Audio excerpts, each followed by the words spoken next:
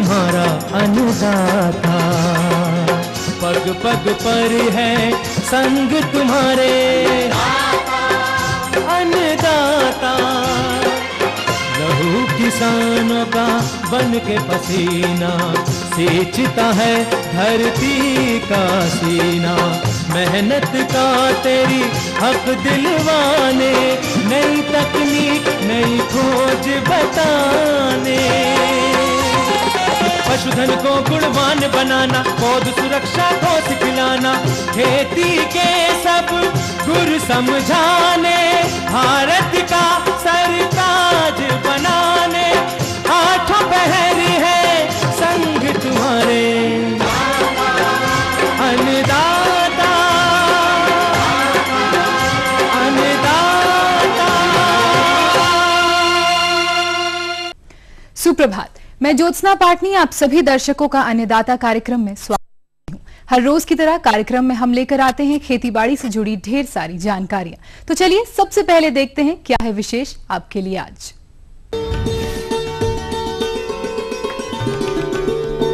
छत के ऊपर खेती की तकनीक व लाभ पर जानकारी।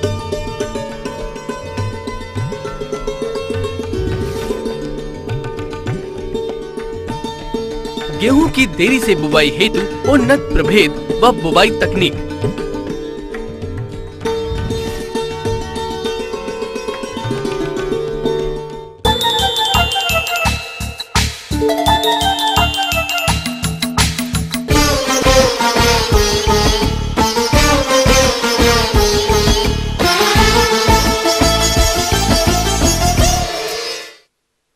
टेरेस गार्डन के कल के अंश में आपने देखा कि इसके क्या क्या फायदे और इसको करने के लिए कौन कौन सी विधियां हैं। और आज टेरेस गार्डन की कड़ी को आगे बढ़ाते हुए जानेंगे कुछ और अहम जानकारियां।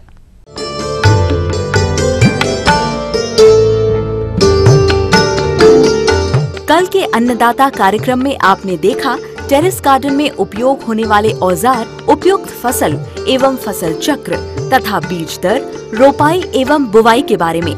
आज के अंश में देखेंगे टेरेस गार्डन में किए जाने वाले सस्य क्रिया प्रबंधन, पौध सुरक्षा, टेरेस गार्डन से प्राप्त होने वाली उपज के बारे में। आइए अब जानते हैं शस्य क्रिया प्रबंधन के बारे में। कंटेनर और गमलों में लगे पौधों का देख रेख करना नितांत आवश्यक है। पौधों की सिंचाई मौसम, पौधे के आकार एवं प्रकार तथा कंटेनर के आकार के ऊपर निर्भर करती है। गर्मी में पौधों को पानी की नितांत आवश्यकता होती है। गर्मी के मौसम में दिन में 2 बार पौधों की सिंचाई करना चाहिए। आवश्यकता से अधिक पानी भी पौधों को नुकसान पहुंचा सकता है, इसलिए सिंचाई में संतुलन बनाए रखना चाहिए। सिंचाई का थंब रूल है कि ऊपर की 1 इंच की मिट्टी को खरोचते हैं। यदि मिट्टी नम है तो सिंचाई की आवश्यकता नहीं है। यदि मिट्टी सूखी है तो सिंचाई करने की आवश्यकता है। सहारा देने की आवश्यकता पौधे के विकास की अवस्था एवं पौधे के प्रकार पर निर्भर करती है। यदि पौधे लत्तर वर्गीय यानी कुकुरबिटेसी कुल के हैं तो उनको सहारा देने की जरूरत होती है। जैसे लौकी, करेला, सेम, इनकी स्टैकिंग हेतु पंडाल प्रणाली पर उनको फैलाना चाहिए।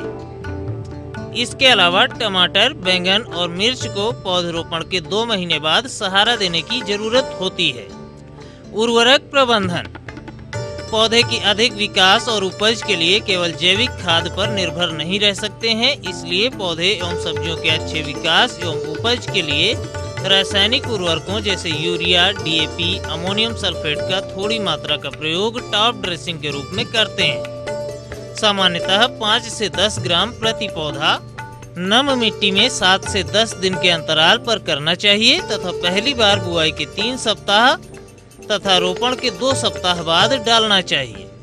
सामान्यतः 5 से 10 ग्राम कॉम्प्लेक्स उर्वरक NPK 20-20-20 का मिश्रण प्रयोग 3 अवस्थाओं पर करना चाहिए। रोपण के 30 दिन बाद वानस्पतिक वृद्धि की अवस्था पर, रोपण के 60 दिन बाद फूल की अवस्था पर, रोपण के 90 दिन बाद फलन अवस्था पर। इसके अलावा वर्मी कंपोस्ट 100 ग्राम प्रति पौधा प्रयोग 1 महीने के अंतराल पर करना चाहिए, परंतु यह ध्यान रखना चाहिए कि कभी जैविक खादों में रासायनिक उर्वरकों का मिश्रण प्रयोग नहीं करना चाहिए। आवश्यकता से अधिक रासायनिक उर्वरकों का प्रयोग भी पौधे के लिए हानिकारक हो सकता है। उर्वरक के प्रयोग के बाद सिंचाई अवश्य करना चाहिए। खरपतवार नियंत्रण। पौधे की जड़ के पास हाथ से निकाई गुड़ाई करने से पौधे के बढ़वार एवं विकास में सहायता मिलती है। अतः पालक, चौलाई, धनिया, मेथी की फसल से हाथ से निकाई गुड़ाई करके खरपतवारों को निकाल देना चाहिए। कीट एवं रोग नियंत्रण। पौधे पर लार्वा के नियंत्रण के लिए 1 लीटर पानी में 4 मिलीलीटर नीम के तेल को साबुन के घोल में मिलाकर छिड़काव करना चाहिए। नीम बीज पाउडर 3 ग्राम 2 मिलीलीटर साबुन के घोल को प्रति लीटर पानी के हिसाब से मिलाकर भी छिड़काव करने से हानिकारक कीड़े नष्ट हो जाते हैं। हमेशा जहरीली रासायनिक दवाओं से सब्जियों और फलों को बचाना चाहिए।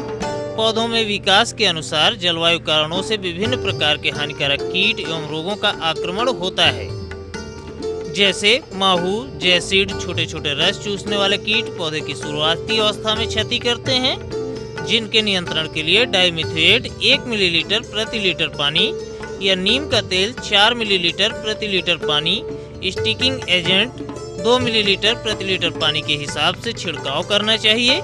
फल मक्खी तथा फल सुंडी कुछ सब्जी फसलों एवं फलों के लिए बहुत हानिकारक कीट है।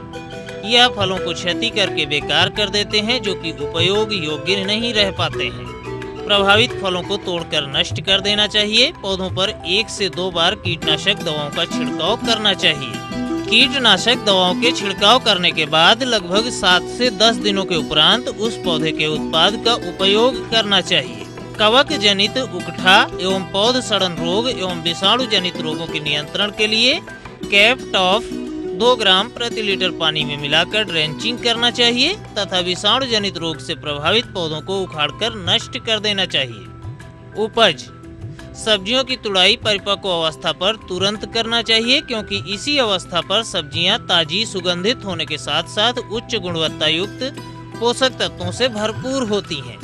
पत्ते वाली सब्जियां जब कोमल रहें तब नित्य तुड़ाई करते रहना चाहिए। जड़ वाली सब्जियों को कठोर होने के पहले उखाड़ लेना चाहिए। टमाटर की तुड़ाई परिपक्व अवस्था पर करनी चाहिए। भिंडी एवं बैंगन की तुड़ाई पूरे आकार धारण कर लेने पर और वह कोमल रहे उसी समय करनी चाहिए। तुड़ाई के बाद क्रियाकलाप। जब सब्जियों की अंतिम तुड़ाई या कटाई पूरी हो जाए तब कंटेनर से पॉलीथीन मिट्टी निकालकर खुले में मिट्टियों की गुड़ाई करके मिट्टी को तोड़ देना चाहिए। 15 दिन के बाद जैविक खाद को मिट्टी में मिलाकर पुनः कंटेनर एवं पॉलीथीन में भर देना चाहिए। वैकल्पिक फसलों का चुनाव।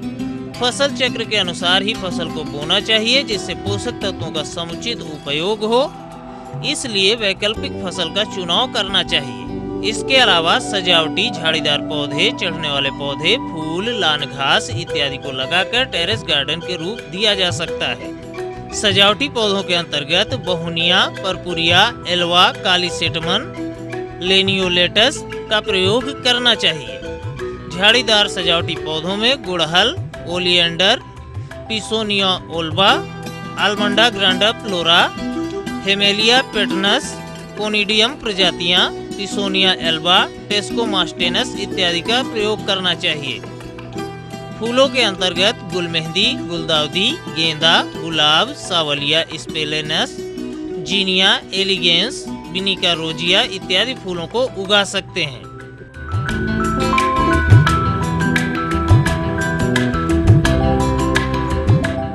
इस प्रकार किसान भाइयों, टेरेस गार्डन लगा के आप अपने घर को न केवल सजावटी बना सकते हैं, बल्कि इसके द्वारा ताजी सब्जियां एवं फलों की प्राप्ति कर आप अपने नित्य होने वाले खर्चों को भी बचा सकते हैं।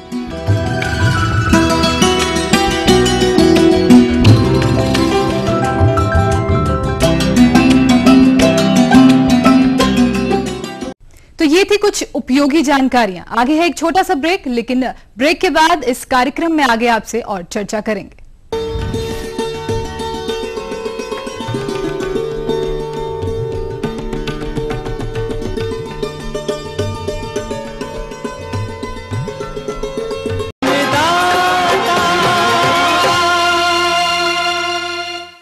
रात 9 बजे सबकी नजर टिकी होती है न्यूज एट 9 PM पर। दिन भर की खबरों का अपडेट।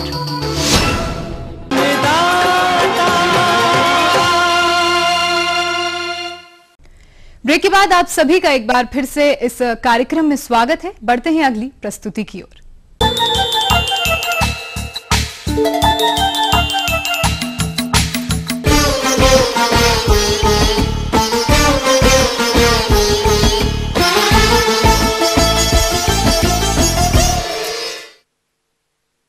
गेहूं की खेती अपने प्रदेश में अधिक क्षेत्र में की जाती है। जिन किसानों ने अभी तक इसकी बुआई नहीं की है वो देर से बोई जाने वाली प्रजाति का चयन करके बुआई करें। तो क्या है गेहूं बुआई की सही तकनीक, उसके लिए देखिए ये अंश। रबी की प्रमुख खाद्यान्न फसल गेहूं, जिसकी खेती प्रदेश में सबसे ज्यादा क्षेत्रफल में की जाती है, अतः कुछ किसानों ने समय से बुआई भी कर दी होगी। लेकिन कुछ किसान ऐसे भी हैं जिनके की खेत खाली न होने के कारण अभी तक इसकी बुआई नहीं कर पाए हैं। वे इसकी देरी से बुआई कर सकते हैं, लेकिन इसके लिए जरूरी है कि वे उन्हीं किस्मों का चयन करें जो देरी से बुआई हेतु अनुशंसित हैं। अन्यथा किसानों को कम उत्पादन से ही संतुष्ट होना पड़ेगा। तो किसान भाइयों, कौन कौन सी गेहूं की देरी से बुआई हेतु उन्नत प्रभेद व किस प्रकार से करे गेहूं की बुआई, इस संदर्भ में जानकारी के लिए हमारे बीच उपस्थित हैं कृषि विज्ञान केंद्र दरभंगा के एक वैज्ञानिक डॉक्टर AP राकेश। अलग अलग किस्में हैं।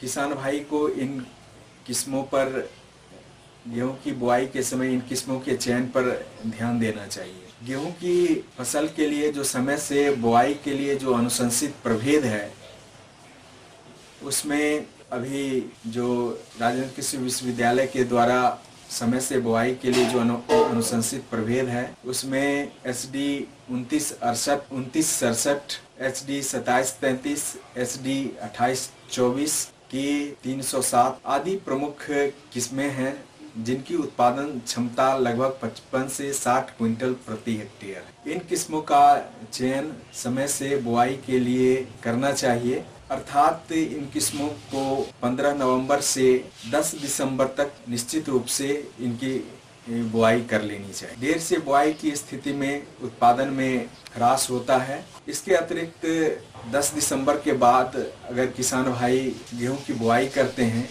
क्योंकि बड़े पैमाने पर पिछात गेहूं की बुआई की जाती है, किसान भाई को चाहिए कि जो देर से बोई जाने वाली किस्में हैं उसका चयन करें। देर से बोई जाने वाली किस्मों में DBW 14, HW 2045, PBW 373, NW 2036 आदि प्रमुख किस्में हैं, जिनकी उपज क्षमता लगभग 35 से 40 क्विंटल प्रति हेक्टेयर। इन किस्मों को 10 दिसंबर से 25 दिसंबर के बीच बोई जा सकती है। इसके अतिरिक्त किसान भाई को उचित उर्वरक प्रबंधन पर भी ध्यान देना चाहिए, क्योंकि जो समय से बुआई के लिए उर्वरक की अनुशंसा है और जो देर से बुआई के लिए उर्वरक की अनुशंसा है, उसमें भिन्नता है। जो देर से बुआई के लिए किसान भाई को उसमें उर्वरक की जो मात्रा है वह 80 किलोग्राम नाइट्रोजन, 40 किलोग्राम स्फुर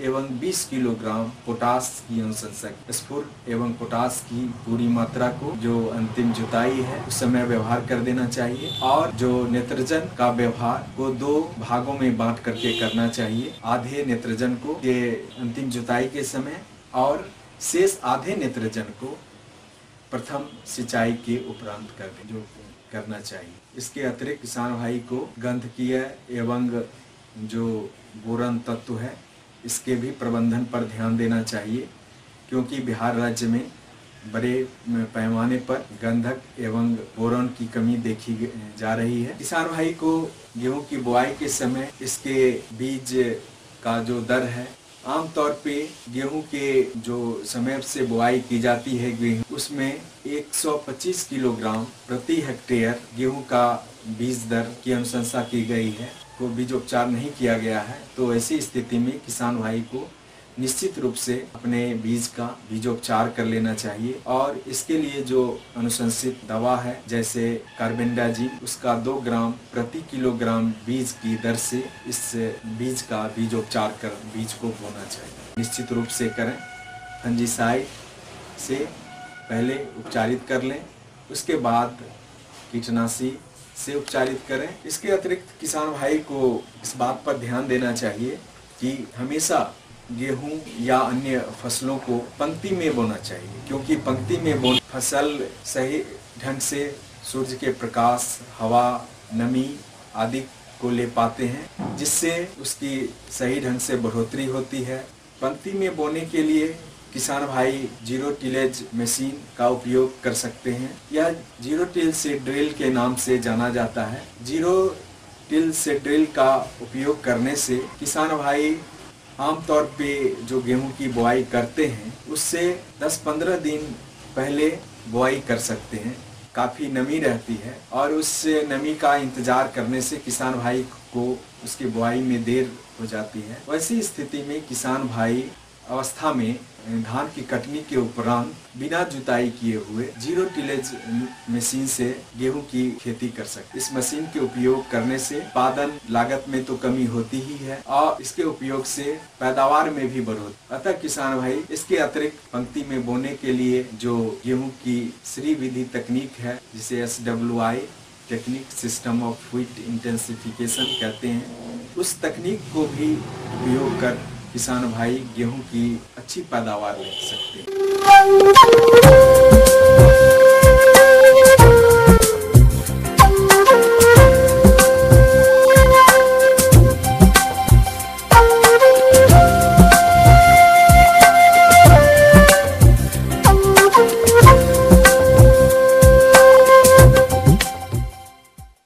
मौसम के अनुसार प्रबंधनों पर ही टिकी है आपकी खेतीबाड़ी, इसलिए साप्ताहिक मौसम पूर्वानुमान और उस पर आधारित सलाह कुछ इस प्रकार है।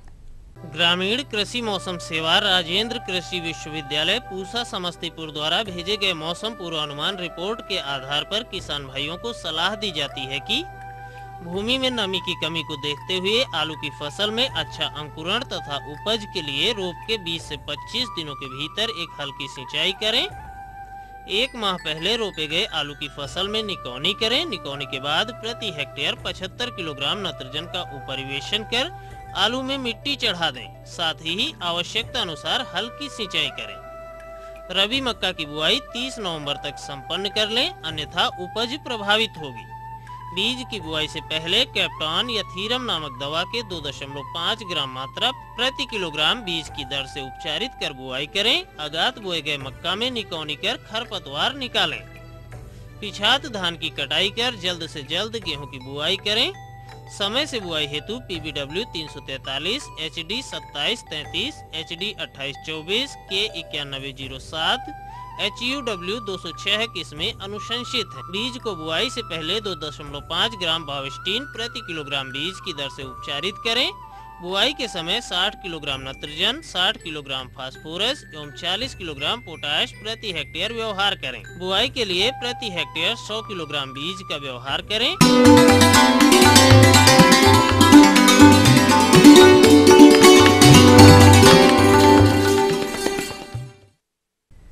अन्नदाता हेल्पलाइन निशुल्क फोन संपर्क सेवा के माध्यम से आपके द्वारा पूछे गए प्रश्नों में से 1 या 2 महत्वपूर्ण प्रश्नों को हम अपने कार्यक्रम में शामिल करते हैं और इसी के तहत आज का चयनित प्रश्न और उसका जवाब इस प्रकार है। ग्राम बरारी, जिला कटिहार के कृषक देवेंद्र सिंह, आप अन्नदाता निःशुल्क फोन संपर्क सेवा के माध्यम से पावर टीलर यंत्र के बारे में जानकारी चाहिए है, तो देवेंद्र सिंह जी आपकी जानकारी के लिए प्रस्तुत है कार्यक्रम का यह अंश। ये ग्रिप्स पावर टेलर है। ये 15 HP का पावर टेलर है। ये ट्रैक्टर के अपेक्षा ये बहुत अच्छा इसका जो है जोत है। 20% इसमें पानी कम लगता है, जिसकी जुताई होने के बाद 20% खाद कम लगता है, कम इसमें जंगल होता है और 20% जो है ये फसल ज़्यादा होता है, खाद भी कम लगता है 20%। हर दृष्टिकोण से ये बहुत अच्छा है, उपजाऊ इसका बहुत अच्छा है और फलन इसका ज़्यादा होता है। इसमें में आसानी से घूमता है, चारों ओर घूम करके अच्छा 1 इंच की जगह भी इसका जो है बेकार नहीं जाता है। इससे जुताई करने से बहुत अच्छा जोत करता है। ट्रैक्टर को घुमाने में जो है दिक्कत होती है। अब ज़मीन जो है टुकड़ा टुकड़ा हो गया है, बहुत छोटा छोटा आकार हो गया है ज़मीन का, जिससे बड़ा ट्रैक्टर उसमें नहीं चलता है, लेकिन इसमें बहुत अच्छा चलता है। इससे ज़्यादा उपज भी होता है, किसान को चलाने में भी सुविधा होती है। इसमें 1 साल का वारंटी भी देती है कंपनी। बहुत अच्छा है, बहुत अच्छा। छोटे में बोले ना कि आपको छोटा छोटा जगह में घूम जाता है, आसानी से घूम जाता है, चारों ओर जोत करता है बहुत अच्छा से। बहुत सुंदर जुताई होती है इसकी। मट्टी को एकदम भूरा कर देता है। इसकी 5 से 6 इंची का डेप्थ होता है। 5 से 6 इंची की ज़मीन के बाद जो नीचे जो है ज़मीन वो बंजर भूमि है, उपजाऊ ज़मीन ऊपर से 5 से 6 इंची मात्र है। और इसमें जो है एक समान गाछ निकलता है। जो भी फसल लगाता है, बिचड़ा छिटता है तो एक समान निकलता है, घना होता है, उसमें इल्ड ज़्यादा होता है, बच्चा ज़्यादा निकलता है। बहुत सुंदर इसमें फलन होता है, बहुत सुंदर। हाँ बिल्कुल बिल्कुल, बहुत अच्छा। चालक के लिए कोई दिक्कत नहीं है, इसमें बैठ के चलाते हैं। इसमें पैर के नीचे सारा चीज़ होता है। पैर से स्टीयरिंग है नीचे, और हैंडल है, गियर, ये क्लच है। ब्रेक लगाने के लिए ये ब्रेक हो गया, ये क्लच, ये हो गया क्लच हो गया, ब्रेक लगाने के लिए होता है। ये इंजन हो गया, ये गियर बॉक्स हो गया यहाँ, और नीचे रोटावेटर हो गया। ये फाल लग जाता है, इसे फाल लगता है। अच्छा। नट बल्टू पर ये कसा जाता है, ये फाल लगता है इसमें। ये मैं जिला कृषि पदाधिकारी सुरेंद्र प्रसाद कटिहार। यह है पावर टिलर, और इस यंत्र को लेने के लिए आप किसान, इसमें बैंक का लिंकेज का कोई प्रॉब्लम नहीं है। किसान ही चाहेगा तो डायरेक्ट किसान ले सकता है। रहा इसमें सब्सिडी इसमें 45,000 रुपया है, और इसको यंत्र लेने के लिए एक आवेदन देना पड़ेगा। अब है ऑनलाइन आवेदन किसानों को देना पड़ता है। यह सीधा जिस यंत्र का वो आवेदन करना चाहते हैं तो अपना सारा डॉक्यूमेंट लगा करके कृषि विभाग का जो वेबसाइट है उस वेबसाइट पर वो ऑनलाइन करेंगे। ऑनलाइन करने के बाद उनका आवेदन एक्सेप्ट हो जाता है, तो मेला लगने के पहले हम लोग उसको परमिट दे देते हैं। और परमिट लेने के बाद वो किसान जब मेला लगता है ज़िला में, तो जो रजिस्टर्ड दुकान है हमारे ज़िला में, वो उनको मेला में लगाया जाता है। उस मेला में वो अपना यंत्र लाते हैं। किसान अपने इच्छा अनुसार से यह यंत्र क्रय कर सकते हैं। यह छोटे किसानों के लिए बहुत उपयुक्त है, और इस यंत्र का भी इस क्षेत्र में अच्छा प्रचलन है। इसके लिए किस तरह के खेतों के लिए उपयुक्त है आज के दिन में? देखिए, यह तो यंत्र है छोटे छोटे प्लॉटों के लिए भी है। चूँकि छोटा यंत्र है, टर्निंग लेने में है, जो कोना वाला प्लॉट जो बच जाता है उसको आराम से ईजी तरीके से उसको अच्छे से जुताई किया जा सकता है। और इसको तो मल्टीपर्पज़ है। इस यंत्र में भी एक मोटर लगाकर भी इसको दौनी भी कर लेते हैं, और भी तरह के किसान इसका यूज कर सकते हैं। कम लागत है, इसको आप 150 के आसपास रेट है, जिसमें हम लोग 45,000 ही सब्सिडी दे देते हैं। तो छोटे किसानों के लिए अब अच्छे यंत्र है, इससे अपना जुताई आराम से यूज कर सकते हैं किसान। ग्राम मधुबनी, जिला समस्तीपुर के कृषक अनुराग जी, आप अन्नदाता निःशुल्क फोन संपर्क सेवा के माध्यम से आम के बाग में उल्टा सूखा रोग से बचाव व निदान के बारे में जानकारी चाहिए है, तो अनुराग जी आपकी जानकारी के लिए प्रस्तुत है कार्यक्रम का यह अंश। ये आम की सबसे बड़ी बीमारी है। इस बीमारी में होता क्या है कि आप ध्यान से देखें तो पत्तियों पे अनियमित आकार के चॉकलेटी रंग के धब्बे बनते हैं, और ये धब्बे आपस में मिलके बड़े बड़े धब्बे बना लेते हैं, जिसकी वजह से हमारी पत्तियां पीली हो जाती हैं, और पीली होने के बाद जो है टहनी से झड़ के नीचे गिर जाती है, और टहनी हमारी ऊपर से नीचे की तरफ सूखती है। यह एक फफूंद जनित बीमारी है, और इसमें आम के लगभग हर उम्र के पौधे प्रभावित होते हैं। आम का पेड़ जो है जब हम उसको नर्सरी से ला के लगाते हैं, उसके बाद से लेके ये किसी अवस्था में जो है इस बीमारी को देखा जा सकता है। इस बीमारी में एक चीज़ और देखी जा रही है कि जो हमारे किसान भाई नर्सरी से पौधे लाते हैं, नर्सरी से ही इस बीमारी को हम लेके आते हैं। आप जब नर्सरी से पौधे को लेके आते हैं, तो जैसे अभी हमने बताया कि इस तरह के लक्षण आपको दिखाई दें, तो आप मान लें कि ये बीमारी जो है यह सबसे पहले पत्तियों पे देखी जाती है, और जब ये उग्र रूप में आती है और 2-3 साल के अंदर जो है यह बीमारी उग्र रूप से धारण कर लेती है, और हमारा पौधा देखते ही देखते सूख जाता है। इस बीमारी को अंग्रेजी में डाईबैक कहते हैं, और हिंदी में शीर्ष मरण कहते हैं। जैसा कि नाम से ही स्पष्ट है, यह बीमारी ऊपर से नीचे की तरफ सूखने की बीमारी है। किसान जो है इस बीमारी को लेके परेशान है, और यह बीमारी जो है हमारे आम के लिए जो है आज की तारीख में हम ये कह सकते हैं कि सबसे घातक बीमारी है, और इसको आप बहुत आसानी से प्रबंधित कर सकते हैं। ऐसा नहीं कि इसका प्रबंधन बहुत ही मुश्किल है। एक तरह से हम ये कह सकते हैं कि यह बीमारी उग्र रूप से इसलिए धारण कर रही है कि एक बहुत गलत धारणा जो है अधिकांश किसानों के बीच में है। वो ये समझते हैं कि ये जो फल वृक्ष हैं इनका काम है कि हर साल फलें और फल हमको दें। हमारा कोई दायित्व तो नहीं बनता है इन फल वृक्षों के प्रति।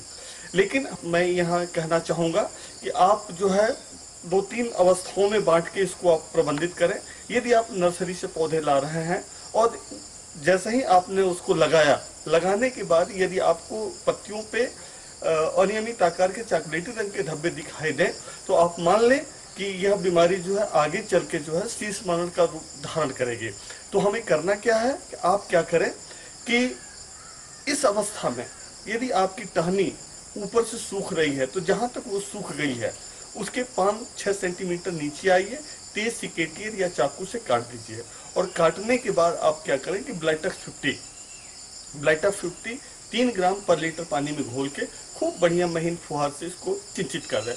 ये करना है 10 दिन के बाद, 7 से 10 दिन के बाद जो दूसरा स्प्रे आपको करना है एक ये साफ जिसमें मैंकोजेब और कार्बेंडाजिम दोनों मिला होता है, इसकी 2 ग्राम मात्रा पर लीटर पानी में घोल के आप छिड़क दें तो ये बीमारी जो है, ये जो हमारे नवजात पौधे हैं जिसको हम नर्सरी से ला के लगाए हैं उसमें ये बीमारी चली जाएगी।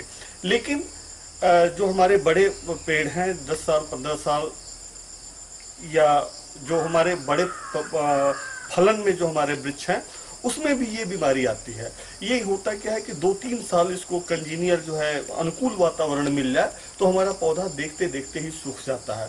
तो यदि हम ये कह सकते हैं कि यदि हमने प्रॉपर तरीके से प्रबंधन किया तो ये बीमारी नहीं आएगी। तो करना क्या है कि जैसे ही हम फल की तुड़ाई कर लेते हैं, फल की तुड़ाई कर लेने के बाद हमारा प्रबंधन उसी दिन से स्टार्ट हो जाना चाहिए।